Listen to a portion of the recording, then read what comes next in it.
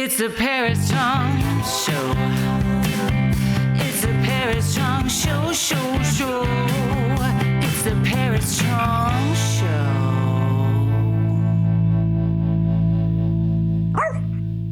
Hi, everyone. Welcome back. It's the Paris Chong Show again. And I'm Paris, and this is my friend and guest today, Joshua Green, who just told me he felt a little nervous because he's a podcast virgin. That's true. Yeah?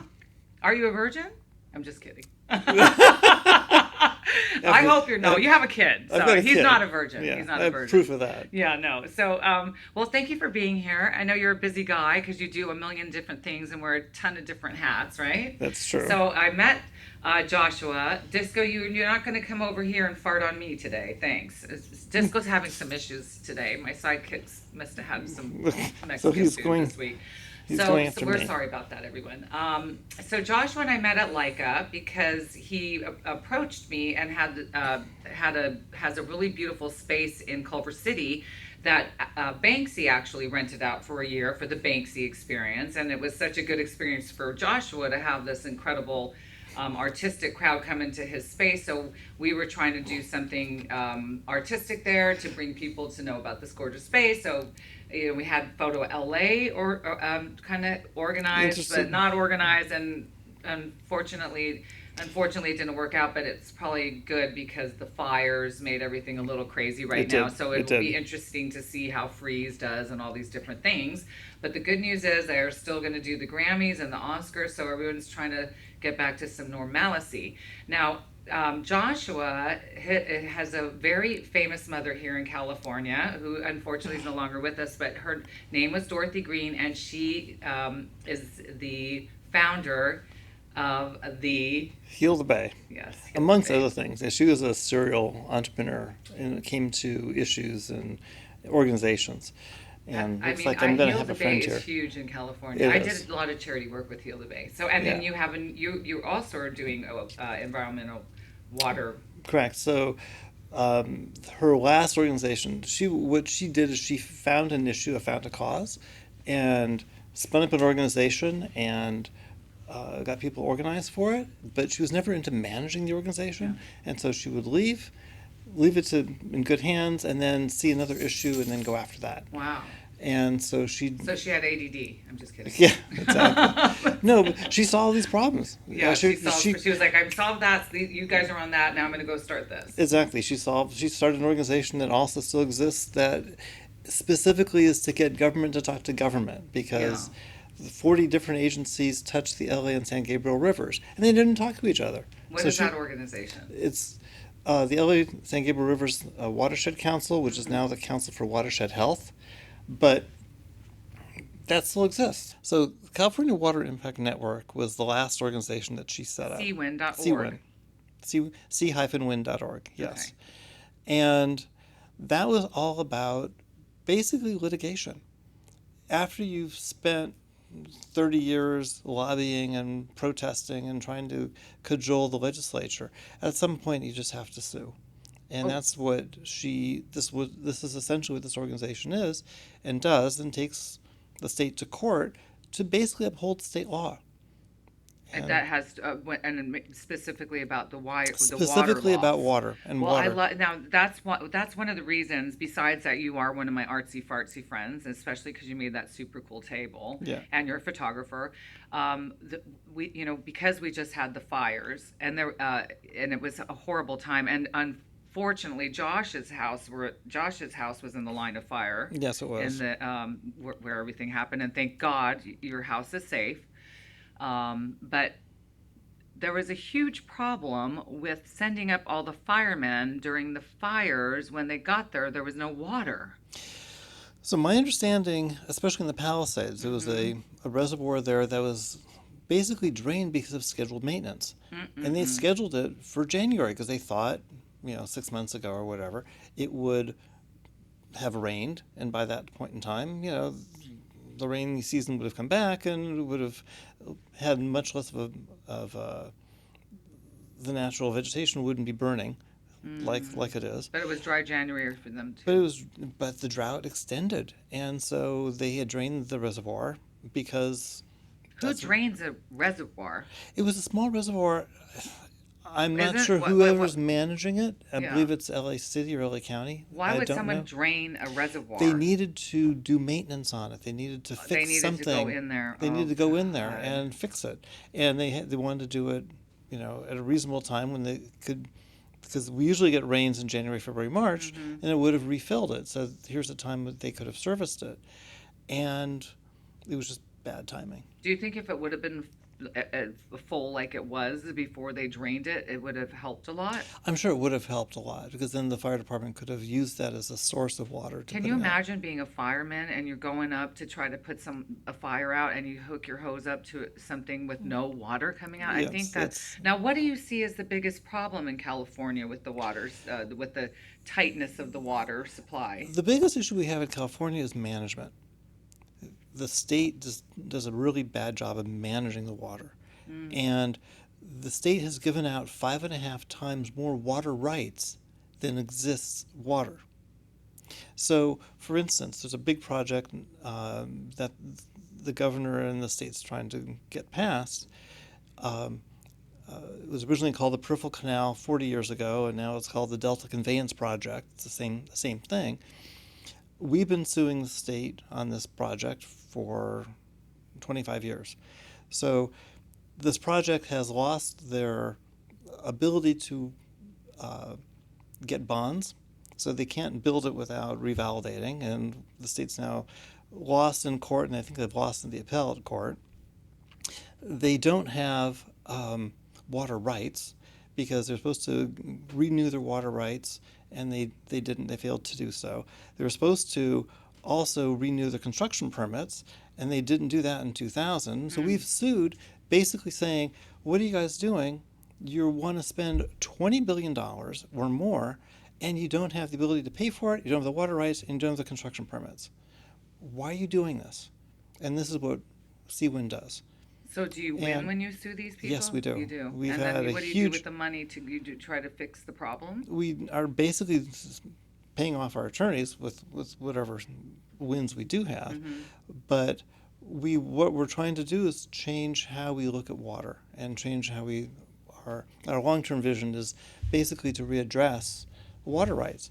Our water rights go back to the 1800s, if not older than that, where at one point in time during the gold rush, you can just walk up to a tree with a piece of paper, nail it to the tree, and say, "I control all the water in this river," irrespective of whatever is downstream, irrespective of the fish, irrespective of the salmon hatcheries and the whole salmon industry. So, for instance, agriculture now is taking a huge amount of water for their business. The salmon fisheries are crashing. We've got less than 2% of the salmon that we had like 10, 15 years ago, or probably longer than that. But the impacts of agriculture taking water, and then because our water law is convoluted, and it basically says, if I don't use all my water, if you're my neighbor, you can say, I'm not using all my water, I want to take your water from you. So we have a use it or lose it structure in the state. So we're incentivizing to always plant the most water-intensive crops. So you've got almonds and pistachios and that's cotton. also, isn't that the Resnicks that are It is the doing? Resnicks. Now, So they're getting a lot of slack in the news right now about being kind of greedy watermongers. Now, what do you? I would agree with that. Yeah. The Resnicks, actually my recollection is the pistachio and the almond industry consume more water than all the cities combined. Cities. Well, but so where else can they grow the almonds and the pistachios so they're not hogging all the water in California when California so desperately needs the water? They can grow them somewhere else. Then why don't we call them up and tell them get oh hey you because greedy. they make so much money exporting 80% of their crop to Asia. This is all sounding So- like the medical field to me. So we have all this water. We are subsidizing them. The urban areas are subsidizing the agricultural side because we're paying for these huge projects, not using all of it, and they're getting the benefit of that. And then they take all the water and they grow almonds, which is like 1.6 gallons per almond. Jesus. And then this is all being exported 1.6 gallons per almond. almond to grow an almond. I think that you should start a whole campaign about that so that people understand what's happening, because I don't think a lot I honestly didn't really know about all this until we started talking about that. Yeah. And I told you that my brother-in-law was an environmental engineer for the water systems in Northern California, and then that's kind of how we started talking about all of this. Right. And so it just blew my mind when the fires happened and there was no water, and there's people that are using over a gallon of water to grow one nut. I don't understand how this can happen and why it's happening. Profit? Are you going to sue them? No, we're not going to sue them. We're going to basically Has anyone sue? I don't know. They may have. Like with all this going on. I mean, what our take in every one of our and lawsuits. I'm not trying to sue you, Resniks. Don't come after me. Yeah, It's just no. the Paris Chong show. Yeah. Or No, Mom I mean- and Pop over here. No. I mean, in all of our lawsuits, we've gone back to a part of the law that dates back to Roman times. Mm-hmm. It's called the public trust, and we're basically saying, the idea of the public trust is the state has to ensure that the water in the river is there for everyone, and it just can't be for one use. It can't. There's got to be enough there for the fish and for the birds and for boating and for navigation on the river and for agriculture and for everything. It's got to be for everyone. Yeah. And this is the thing that we have been including in every one of our lawsuits, that the state, needs to do a better job of ensuring that the water is there for everyone and for everything. I love that you're doing that. Yeah. That's important. It's very important. And the problem is birds and fish can't vote. And so we have to make sure that they're taken care of. Otherwise, So who are you? Who's the villain now? Who's the villain? Besides the Resniks? In many ways, the state is. The state. I mean, if the state has given away more water than exists, then we have a management problem. And we don't have a water problem, we have a water management problem. So they need a better manager. Exactly. Who can that be? That's a good question. I can't answer. That's above my pay grade. Well, you're so involved with the water system, and you're also so involved with real estate, and you're also so involved with art, and you're also very spiritual. You know a lot. I know a lot of people who lost their homes in the fires. I know a lot of people, a lot of clients lost their homes, and a lot of people I know from my gym, the ladies there. It's just so sad.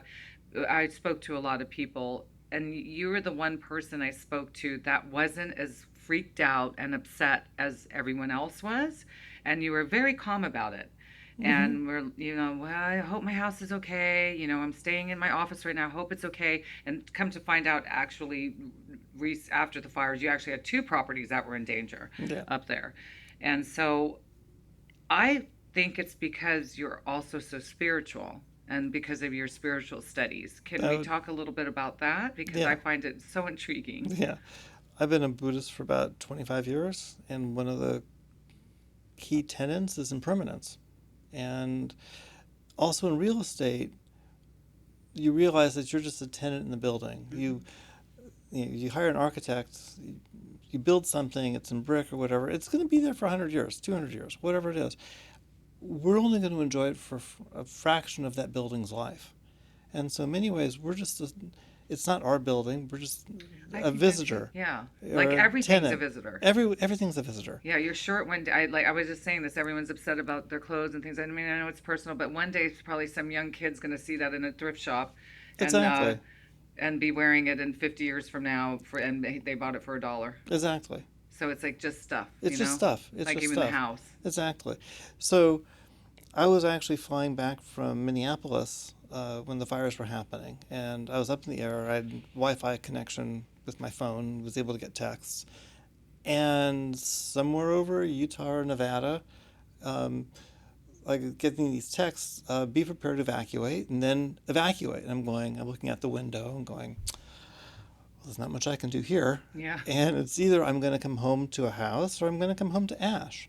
And that was my attitude about the Yeah, whole but I thing. know, and that's how you sounded when I spoke to you, which I Yeah. thought was super cool yet shocking. But and also the way I think most.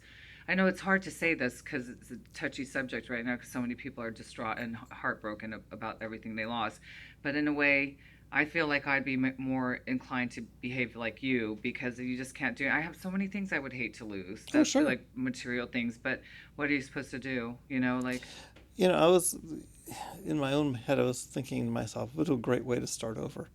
Yeah, It's like it's like a cleansing. It's a cleansing. Well, that's what shamans believe. My sister Leilani's is a kahuna and a shaman, and she and I actually did have an apartment, but that burnt down once when I lived in Santa Monica, and I had gotten most of the things out except for the really precious things I wanted to keep Yeah. with me, and they all burnt. So I was upset, but I was more shaken up. It was just kind of a Sure. traumatic experience. But my sister Leilani said, "It's not. It's actually not a bad thing. It's a good thing. It's a cleansing." Mm-hmm. And I'm like, "What the hell?" I'm like, well, maybe this will sound good one day, but right now, okay.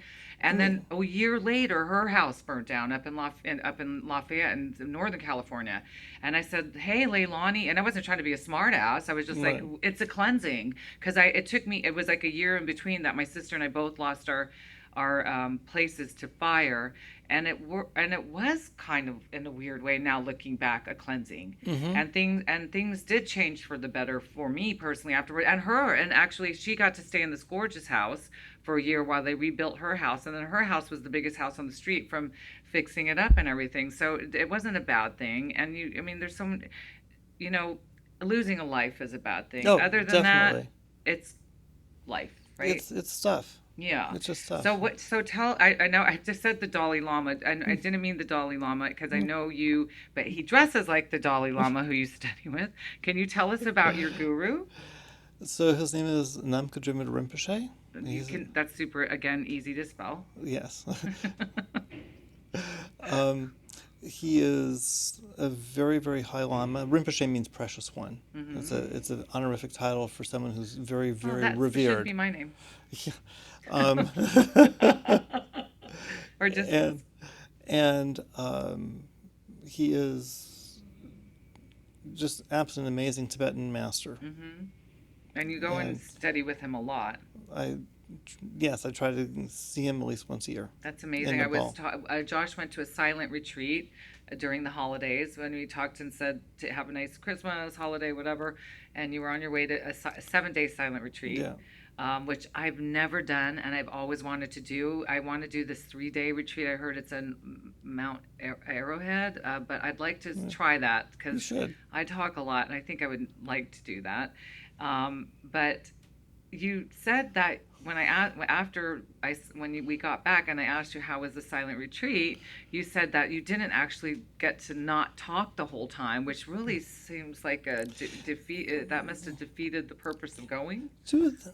Yes and no. I mean, you're there for basically looking inside, and this retreat's always held in the wintertime, and in the winter, all the trees lose their leaves, and everything kind of pulls inward, and this was trying to basically do the same thing and to basically pull inward.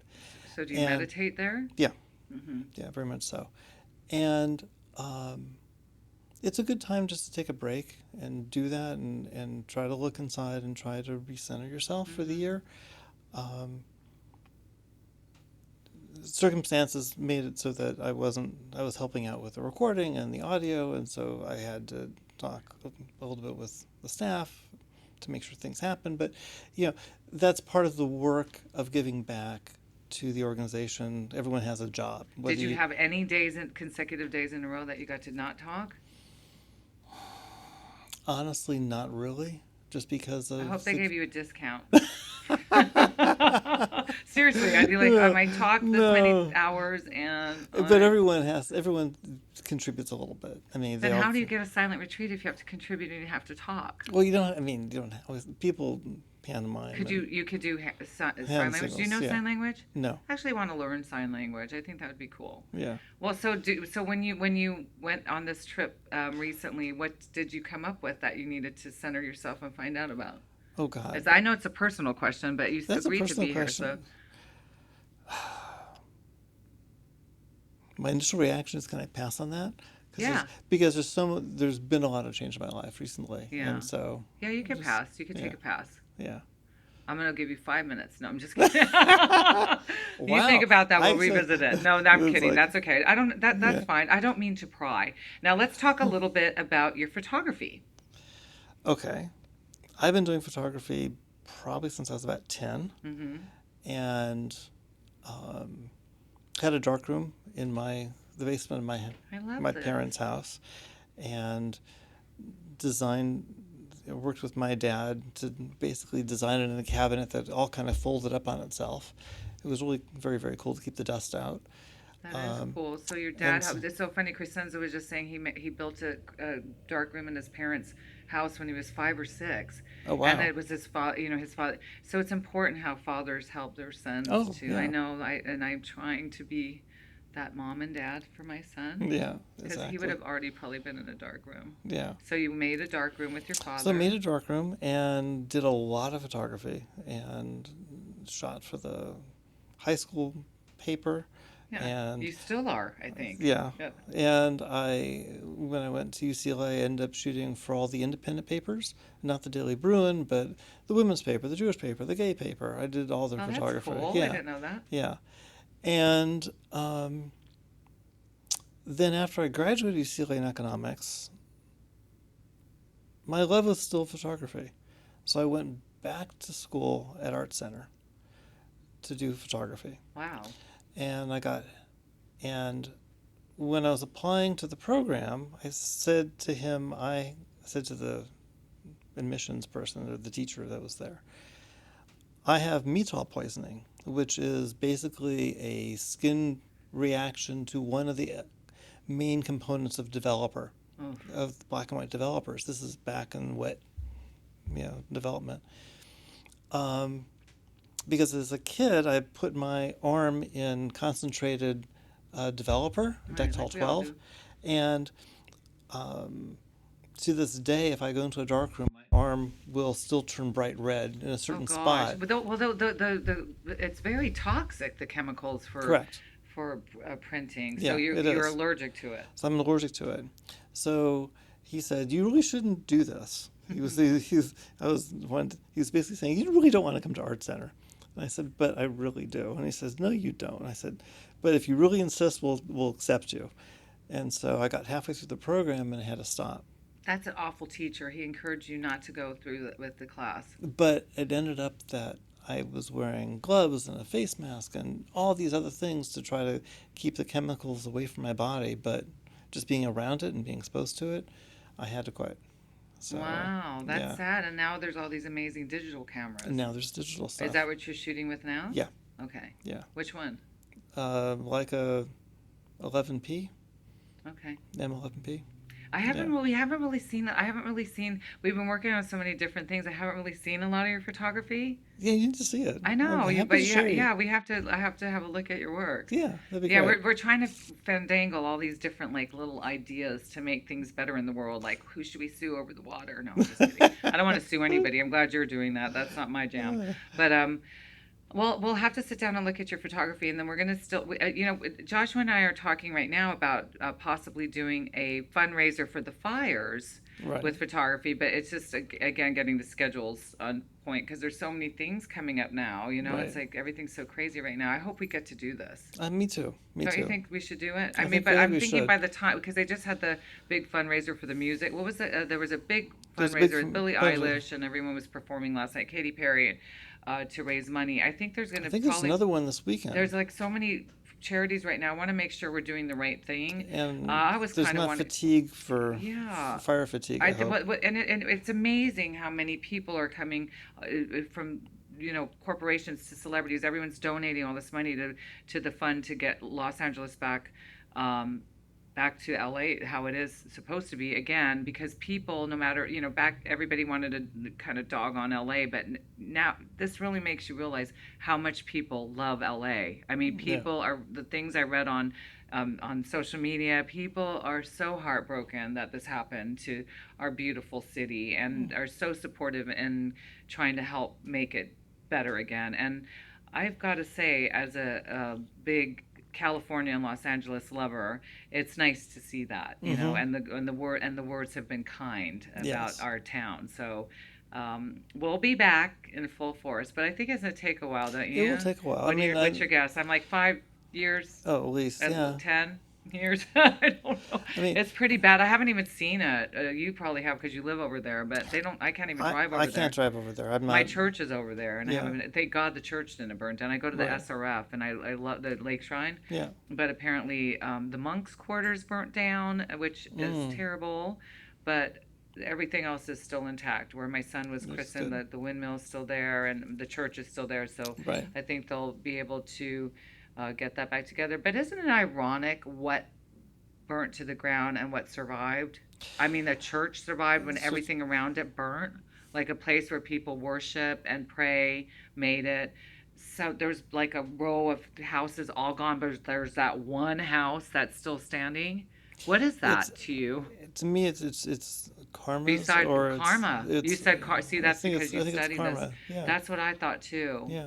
But some people don't believe in that, you know. Some people think that's not true, but I think it is true. And I also wholeheartedly believe in karma and what you give, you get back, and that's probably why we're friends. Yeah. Because you get it. Yeah, and I think more people are like that. We're not here trying to persuade you to join our churches. No, not at all. But if you want to. Yeah. No. No, everyone's got to find their own path. Yeah, you have to. You know, and if it resonates with you, great. Yeah. And how did you come to find your person?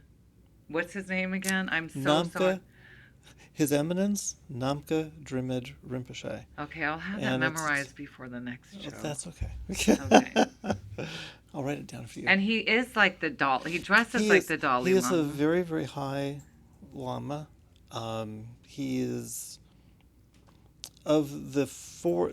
Tibetan Buddhism has four major sects,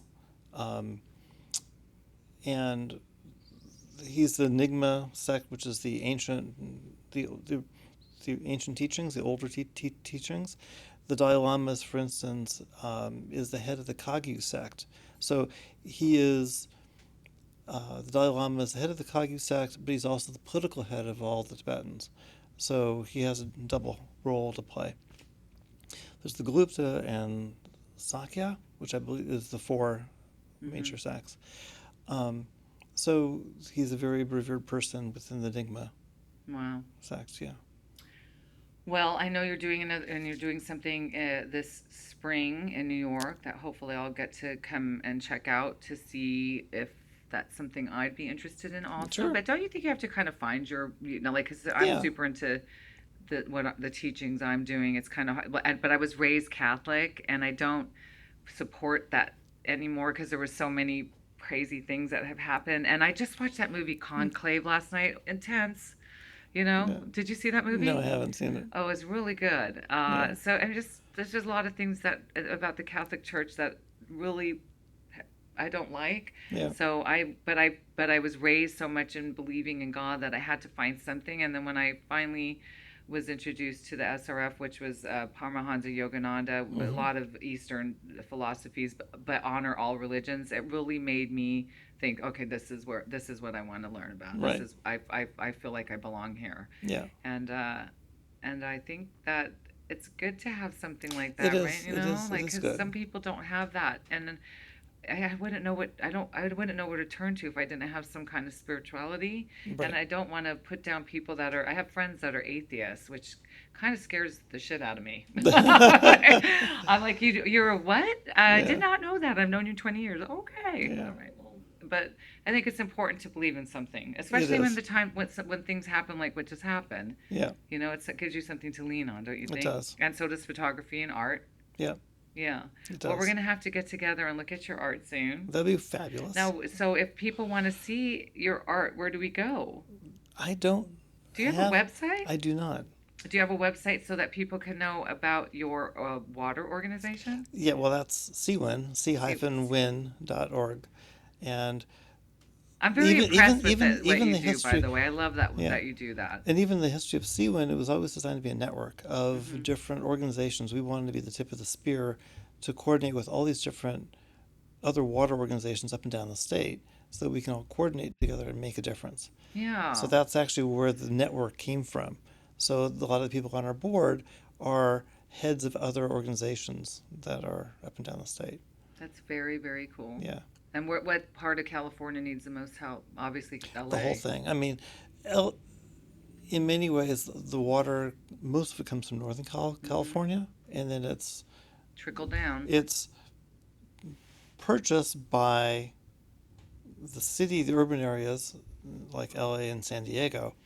But then what they do historically is they build a project that is way over capacity for what the urban areas need, get the urban areas to pay for it. If the urban area doesn't take the water is left in the San Joaquin Valley for people like the Resnicks to buy at a fraction, at pennies on the dollar. Oh. So that's the basic subsidy it's been going on in California since Mulholland created the Owens Valley Aqueduct to bring water from the Eastern Sierras to Los Angeles. When they brought the water, the aqueduct ran out of money at Sylmar in the San Fernando Valley. And so they couldn't bring the water to Los Angeles. So what did LA do? Is it brought LA to the water, and it annexed the entire San Fernando Valley. Wow. And then with municipal funds, they can then distribute all the water. The trick there was the fathers of the city at the time, the Chandlers, the Van Owens, the Van Nuys, the people that have big names, they were able to buy up all the acreage in the San Fernando Valley for $1 or $2, $3 an acre. And then once it had water on it, they could sell it for hundreds of thousands of dollars an acre. So they made a huge profit. And they said, well, we can do this again. What can we do with the Colorado River? And then they did it again. What can we do with the state? They did it again, basically developing the same kind of system, bring an aqueduct down the western part of the San Joaquin, and they bought up all that desert land that was good farmland, but didn't have any water. And so this has been a reoccurring theme in the teens and the 20s, in the 1960s. In the 1980s, they did it with the peripheral canal, that we stopped them. And they're still trying to, even to this day. So it's a great gig when you got it. Well, I'm glad that you're here to help, Yeah. and hopefully can make a change. We've been trying to for years, for decades. Well, I'm so glad you were able to come today. So am I. This has actually been a lot of fun. Thank you for being here. And so I guess that they can't look at your art yet, but we're gonna fix that, and then Yes, we will. we're gonna share some of Joshua Green's art with you. Probably soon, since we've been working on Sometime. a lot of different things. Yeah. Yeah. All I got to see is your Joshua tree. Oh my God! There's Whenever so you much call. more. That's true. Yeah, but I'm glad I got to see, and you got to be here. You got to get your photo taken by Manfred Bauman. Yeah. And we got to get some fun photos together. Wow. Okay, you're on the Curator Circle So at LACMA. I've contributed additional, contribution to LACMA, so you get invited to these various events. I love that. Funny, we should mention this, but I had lunch yesterday with the head of the photography department, and specifically mentioned you, and said, I've got one foot in both these worlds. Yeah. You've got the museum world and what they're doing and their artists, and you with your world and all the artists that you know. And these two worlds don't I know, mix. I've never worked with LACMA, and I've always wanted to. And she said the same thing. Her name is Britt Salveson. And I want to meet her. She wants to meet you as well. Yay. So this is really cool. Yeah. There's no name for a girl romance, just a bromance. I hate that. What do you call that? We're going to have a girl romance. That's when you fine. want to meet somebody? Exactly. Yeah, no, exactly. but, well, I can't wait to meet her. So when you're on this Curator Circle at LACMA, they invite you to, what kind of events? So what they do, it's actually been really fascinating. They do two different things. One of which is they invite you to artist studios. So you actually awesome. So you get to meet the photographers and meet the painters or whomever, and see what they do, how they do it, what their philosophy is, what drives them, and you get to see them in their environment. And that is super cool. The second is they give special tours of a new exhibit. And it's given from the point of view of the curator, because they're the ones that set it up. So you actually get to see what the thought process is of why they pick certain pieces. Why did they place certain pieces on one wall to then talk to a piece on the other wall Yeah. And how do they organize it? What color paint did they use? And what were they trying to pick up with that particular shade and hue to pick up from the art pieces that they had put out there? That's pretty. So it's like a lesson. It was a complete lesson. Yeah. And all of a sudden you get dropped into the mind of the curators. Whose artist studios did you get to go to so far? Yeah, so I was at Tristan Duke's studio. So there's how many people go? I think it'd be like 10, 15. That's cool. Yeah. It was a painter studio. We did it. There was a curator trip to the Cheech Museum in Riverside, which was just really fascinating. So we get to meet the curator there and have her discuss that museum and what they're doing and how they're doing it. Not the Cheech and Chong Museum, right? I'm just kidding. It is the same Cheech. It's the Cheech. It is the same That's Cheech, so Maureen funny Cheech. There's two Paris Chongs. You know, Cheech and Chong. Tommy Chong's son's name's Paris Chong. Oh, so it is the Cheech. I was kidding, and Cheech it is. Marin, yeah. Jesus, I love And this. He's got an absolutely amazing. Big shout out to that museum. It's just a phenomenal museum. I want to go. Did you know about this? What the Cheech Museum? The Cheech Museum in Riverside. What's in it? Latin art and some just Good for amazing, him. amazing Latin artists. And we should do as a field trip. I Go would out love there. that. It'd be a lot of fun. So how long does it take to get there? Hour? I want to go. The Cheech Museum. Yeah, Cheech Marin Museum. Yeah, I love that. it's great. Okay, that's It's really cool. And so having again I the love both those curators guys, yeah. talking about the art, the artists, what they're doing, how they're doing it. It gives you all this extra depth than just walking into a place, looking at the paintings, and reading that 4x6 card on the wall. Having that whole extra layer of knowledge. Wow, how long have you been doing these circles? Probably about 2 years. Good for you. Yeah. Very cool. Yeah. So you're trying to get all in the artsy fartsy. Trying to learn. It's good. I'm enjoying it. This show is about me and my artsy fartsy friends, right? Yes. That's what it is. We Exactly. just get together. You're artsy, you're fartsy, you're in. And unfortunately, and Disco's Disco's fartsy fartsy, today. Disco's the exactly. fartsy one today. So Exactly. embarrassing. And it wasn't me. Yeah. Disco. He Disco, never does that. It's so weird. He's just being expressive. No, I'm telling you, he's not that guy. I would not have dealt with him this many years if he was that guy. Okay, I think we're good. We got the Cheech Museum. Yeah. I am so happy you came in here, Joshua Green. I'm so happy when people listen to our show, and thank you for listening to the Paris Chong Show. This was Joshua Green. You'll be hearing more about him soon.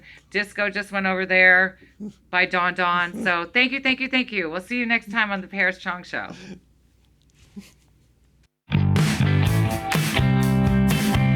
It's the Paris Chong Show. It's the Paris Chong Show, show. It's the Paris Chong Show. It's the Paris Chong Show, show.